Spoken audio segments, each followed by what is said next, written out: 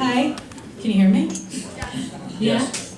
Yeah. Hi, my name is Sharbri Ahmed. I'm a 7-year resident of Darien, Connecticut, and I'm a Muslim American, probably the only one here. I write for the Daily Star, which is the largest English language newspaper in Bangladesh, which is 90% Muslim. The image of the United States in the Muslim world is abysmal.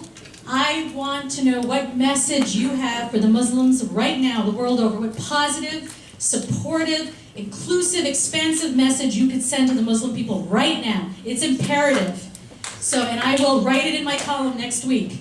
And Bangladeshis and Israelis and Syrians and everybody alike, they want to know. So, thank you.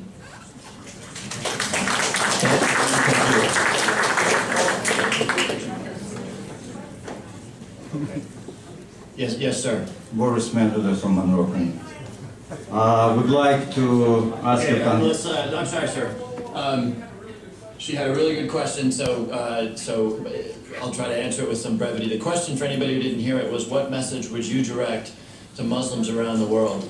And the message I would direct, as somebody who has the profound privilege of serving in a democratic body, in the original democratic body, I think I speak for my colleagues when I say that we are excited and enthusiastic about the moves that the Muslim and the Arab world are trying to make towards a system which is accountable to the people, in which, just as the Senator and I are standing in front of our constituents, rulers and leaders in Egypt and Pakistan and Saudi Arabia and Morocco and Syria ultimately stand in front of their people and are accountable to those people. And I think as Americans we feel profoundly a sense of brotherhood with that instinct. And the other thought I would offer is that we have every interest in seeing this happen as peacefully as possible, with no use of weapons of mass destruction, with no invasions. And so we have a profound common interest, not just in government accountability, but in having these transitions be utterly and completely peaceful.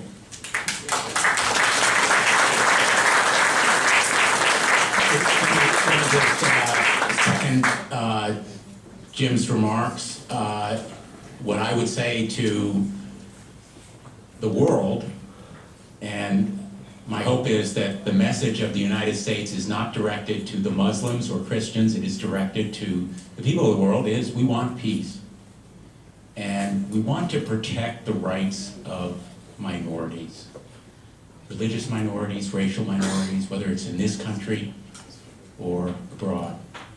When I visited Egypt, I emphasized to the then Prime Minister, who was the President Morsi, that Egypt needed to do more to protect its Christian minorities, as well as women's rights.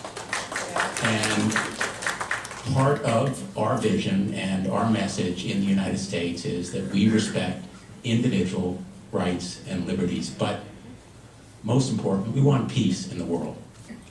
We want an end to bloodshed, and the reason why we're here today, and I think most people share this view, is we'd like to stop the killing wherever it occurs, and particularly the horrific killing that's resulted from this use of chemical warfare. But the use of American force ought to be very cautious, very deliberate, and in this instance may not be justified.